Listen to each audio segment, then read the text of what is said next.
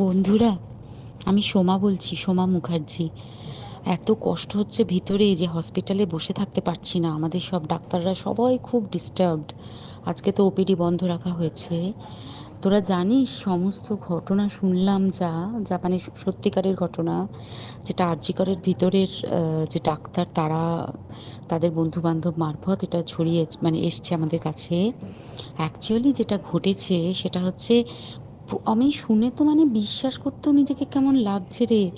প্রত্যেকটা আমাদের ওয়েস্ট বেঙ্গলের প্রত্যেকটা মেডিকেল কলেজে, বিশেষ করে কলকাতার সরকারি মেডিকেল কলেজগুলোর প্রিন্সিপালরা, ডিপার্টমেন্টাল হেডরা, প্রিন্সিপালরা বিশেষ করে, তারা পাশ করানোর জন্য স্টুডেন্টদের কাছে রীতিমতো টাকা নেয়। যেসব স্টুডেন্টরা, ইন্টার্নরা, পিজিটিরা, যারা ভালো করে ক্লাস করে না বা থিসিস তারা জমা দেবে, পিজিতে তো থিসিস জমা দিতে হয়, তো যারা MBBS final year final pass করবে না সাপ্লি পাইয়ে দেবে, ইন্টার্নের কমপ্লিশন দেবে না, ইন্টার্ন হওয়ার পর কমপ্লিশন না দিলে তারা রেজিস্ট্রেশন নাম্বার পাবে না, এই সমস্ত ভয় দেখিয়ে টাকা পয়সা নেয়। সমস্ত জায়গাতেই এটা আছে। এর মধ্যে সব থেকে নিকৃষ্টের থেকেও নিকৃষ্টতম হচ্ছে সন্দীপ ঘোষ, প্রিন্সিপাল, যে তোর আমাদের কি বলে, আরজিকর মেডিকেল কলেজে। সেখানে ভাব যে ওনার একটা বিশাল নেক্সাস ছিল, যাতে উনি বেশ কিছু ইন্টার্ন, হাউস স্টাফ এদেরকে দিয়ে ওই নেক্সাসটা চালাতেন।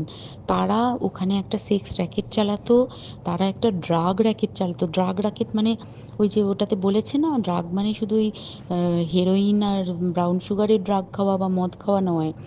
ড্রাগ মানে হচ্ছে যে কম দামি, কম টাকায় যে ওষুধ পাওয়া যায়, যে ওষুধ, ওষুধ না জল ভগবান জানে, সেই ওষুধের মানে কোটি কোটি টাকায় যে টেন্ডার বেরোতো, সেই ওষুধ নিয়ে ওষুধ কোম্পানিগুলোর কাছ থেকে কোটি কোটি টাকা, সেই সমস্ত টাকার একটা বড় অংশ যেত পার্টি ফান্ডে। বুঝতেই পারছিস তাহলে। সেই জন্য পার্টির একদমই কাছের উনি, পার্টির মানে একদম খোদ মানে ওপর লেভেলের একদম আসল জায়গাকার কাছে। তো এবার উনি এই যে নেক্সাসটা চালাতেন, তাতে রীতিমতো কোন ইন্টার্নকে উনি পাশ করাবেন, কোন পিজিটিকে উনি থিসিস কমপ্লিট করাবেন, সেগুলো সব ভয় দেখিয়ে টাকা নিতেন। আর তার হয়ে কাজ করতো ওই ইন্টার্ন হাউস স্টাফের একটা পুরো বড় নেক্সাস। এবার এই মেয়েটির, যে পিজিটি মেয়েটি অত্যন্ত ভালো, সে তার থিসিসটা কমপ্লিট করাবে না বলে হুমকি দিচ্ছিল। সে এটা জানতে পেরে গিয়ে বলেছিল যে আমি এরকম কোনোভাবেই মেনে নেব না, আমি এর এর বিরুদ্ধে আমি যাব এবং আমি এর বিরুদ্ধে সব ফাঁস করে দেবো। তখন তাকে রীতিমতো ধমক দেওয়া হচ্ছিল। এটা চলছিল লাস্ট 6 মান্থস ধরে।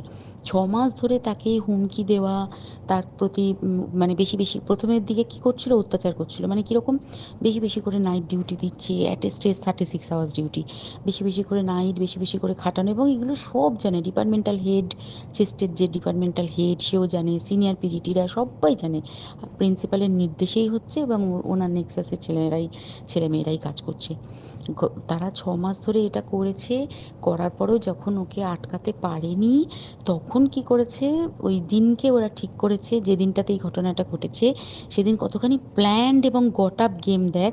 সেই দিন ওই ঘরে, ওই সেমিনার রুমে প্রত্যেক দিনই চারতলার আরও অনেকেই যারা সিনিয়র পিজিটি বা জুনিয়র পিজিটি, তারা কিন্তু বিশ্রাম নিতে যেত, অনেকেই ওই ঘরে যেত। সেই দিনকে ও একা, ওকে বলেছে তুমি ঘুমিয়ে পড়ো, ওকে একা রেখে এসেছে। বাকিরা কাউকে যেতে দেয়নি, বলেছে ওই ঘরে আজকে ঘটনা ঘটছে, মানে কাজ হচ্ছে, ওই ঘরে কেউ যাবে না। ওই ঘরে সেই দিনকে ওর সাথে যখন খাওয়া দাওয়া করেছে বাকি 4 জন, সেই 4 জনের মধ্যে একটি মেয়ে পর্যন্ত ছিল। সে কিরকম মেয়ে চিন্তা কর। এরা ডাক্তার না জানোয়ার জানি না, আমি জানোয়ার বললেও জানোয়ারদের অপমান করা হয়, কারণ জানোয়ার সমাজে এরকম কাজ হয় না। তো ডাক্তার না কি আমি বলতে পারবো না। সেই ইন্টার্ন মেয়েটি আরেকটি ইন্টার্নের গার্লফ্রেন্ড। তো তার সাথে ওই পিজিটি মেয়েটি প্রচুর ঝগড়া হয়েছে। ঝগড়া হওয়ার পরে তারা তো হুমকি টুমকি দিয়ে চলে গেছে, দিয়ে তারা বলেছে তুমি ঘুমো। এবার ও তো আর জানে না, ভালো মনে শুতে এসেছে। তারপরে তারা গিয়ে মদ টদ খেয়েছে, 7-8 জন মিলে চড়াও হয়েছে। এবং তোরা জানিস যে প্রথমে তার হাত দুটোকে দুপাশে 2 জন ধরে রেখেছে, এবং সেই কাজে সেই মেয়েটিও সাহায্য করেছে, ইন্টার্ন মেয়েটি।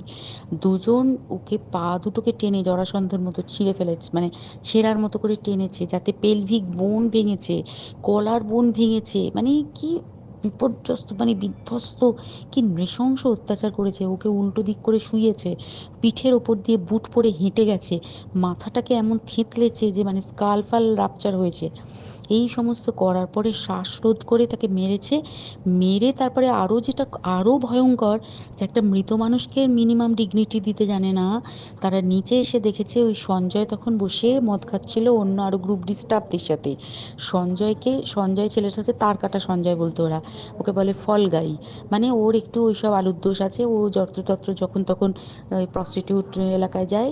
এবার দেখেছে যে একে দিয়ে যদি একটা রেপ করিয়ে দিতে পারি তাহলে ঘটনার মোড়টা অন্যদিকে ঘুরে যাবে। এইবার ওকে বলেছে, যা সেমিনার রুমে তোর জন্য রেখে এসেছি, যা তুই এবার গিয়ে কাজ করে দিয়ে আয়। ও এসে ওই ডেড বডিকে রেপ করেছে যাতে তার ভ্যাজাইনাতে সিমেন্ট পাওয়া যায়। তো এবার এই হচ্ছে, প্লিজ আমি নাম করে ফেললাম সব কিছুই, কতজন আমি যে নামগুলো পাঠিয়েছি এই সব ডাক্তাররা, এরা সব জড়িত জানিস। কিন্তু কেউ কোনো প্রমাণ নেই, প্রমাণ লোপাটের জন্য সেদিনকে ওই ইন্টার্ন এবং ডাক্তাররা যে ওইখানের যে বাথরুমটাতে হাত পা ধুয়েছে, রক্ত ধুয়েছে, সেইটাকে সাত তাড়াতাড়ি প্রমাণ লোপাটের জন্য ওই দেওয়ালকে ভেঙে দিয়ে তার মানে ওই বাথরুমের জায়গাটাকেই ভাঙতে হচ্ছে ওদের।